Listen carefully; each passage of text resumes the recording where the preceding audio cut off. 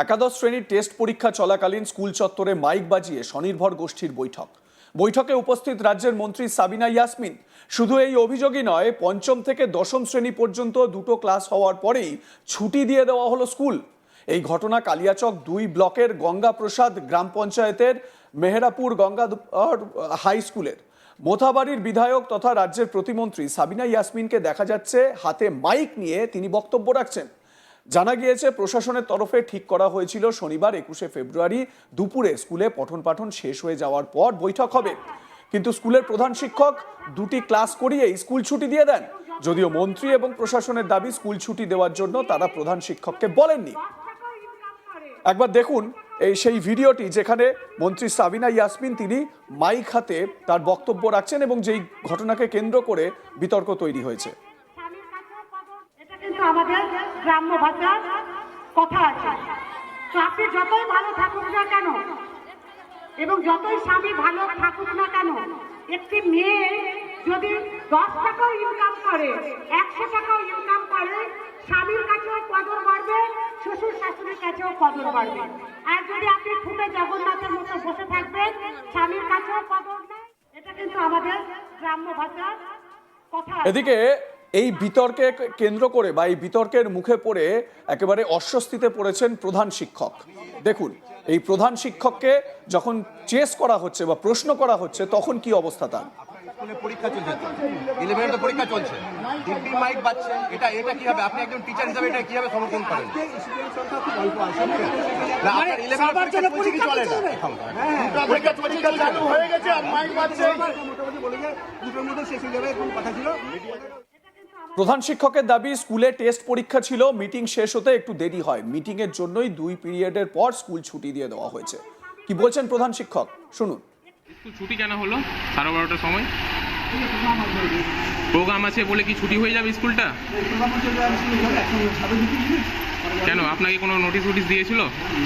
দিয়েছে নোটিশটা? কই দেখি আপনার। হ্যাঁ, আমি ছাত্র পরিষদের সভাপতি মোথাবাড়ি বিধানসভা। মানে আপনাকে কোনো নোটিশ দিয়েছে? আপনাকে জানিয়েছে আপনাকে ছুটি দিতে হবে 2টো ক্লাস পর? মানে প্রোগ্রাম আগে শিক্ষা পড়ে নাকি?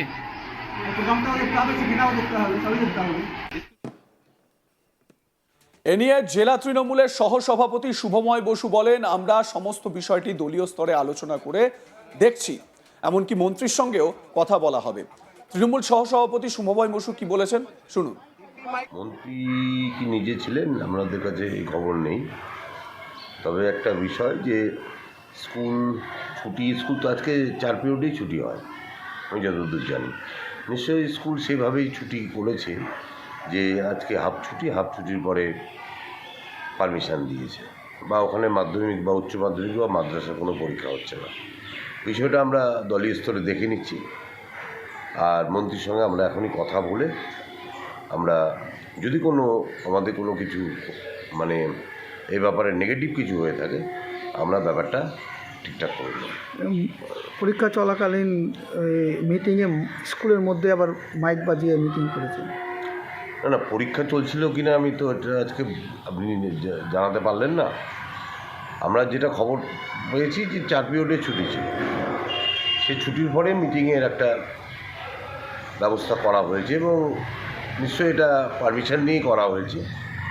দলগতভাবে বিষয়টা আমরা দেখছি। মোথাবাড়ি কংগ্রেসের জেলা পরিষদ সদস্য সায়েম চৌধুরী বলেন, স্কুলে পরীক্ষা চলছে, সেই সময় মাইক বাজিয়ে রাজ্য সরকারের প্রোগ্রাম চলছে। কোথায় গেল রাজ্য সরকারের শিক্ষা ব্যবস্থা? কোনো নিয়ম নীতি নেই এই ধরনের অনুষ্ঠান। মন্ত্রী নিজেকে বলেন দক্ষ প্রশাসক, পরীক্ষা চলাকালীন মাইক বাজিয়ে অনুষ্ঠান করছেন। কোথায় গেল রাজ্যের শিক্ষা ব্যবস্থা? কি অভিযোগ করছেন কংগ্রেস জেলা পরিষদ সদস্য, শুনুন। আজকে আমাদের মেহেরাপুর এরিয়ার গঙ্গাধর হাই স্কুলে একটা যা দৃশ্য দেখলাম, সেই দৃশ্যতে দেখে একটু অবাকই হলাম। কেন, আজকে শনিবার, স্কুল হাফ ছিল এবং পরীক্ষাও ছিল। আমরা দেখলাম রাজ্য সরকারের মহিলা সংঘর একটা প্রোগ্রাম চলছে। স্কুল 2 ক্লাস হয়ে যাওয়ার পর স্কুল হেডমাস্টার মশাই ছুটি দিয়ে দিয়েছেন।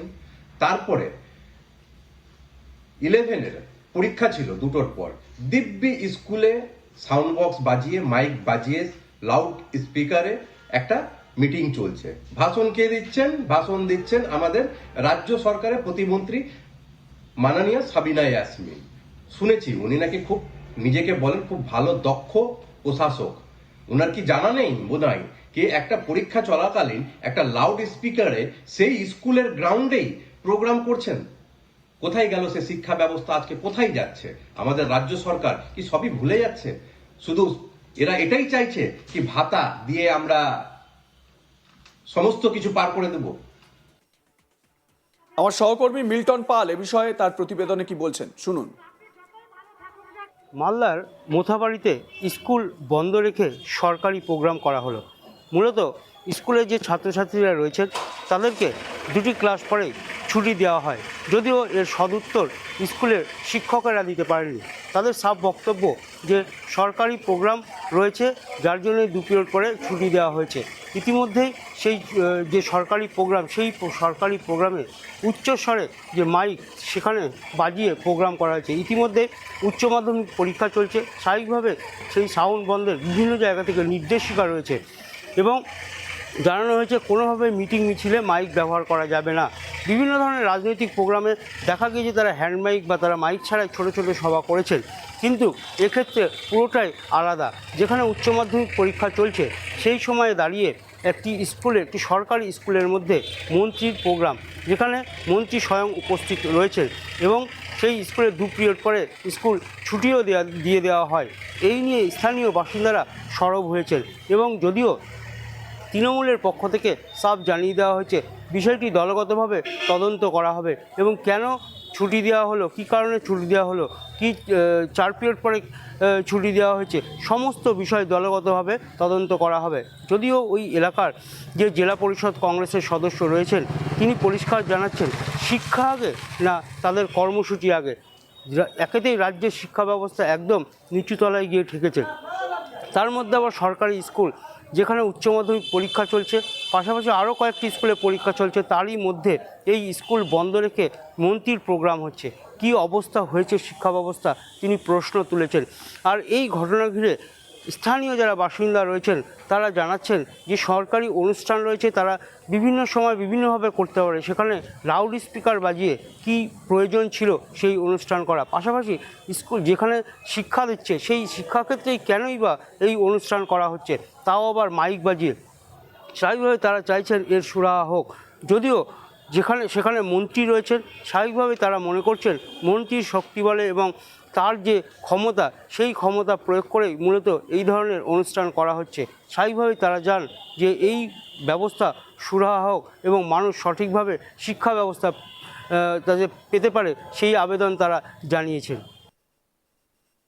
আপনাদের মতামত জানান, দেখতে থাকুন আজ তাক বাংলা, সাবস্ক্রাইব করুন ইউটিউব চ্যানেলটি, বেল আইকন প্রেস করুন নোটিফিকেশন পেতে।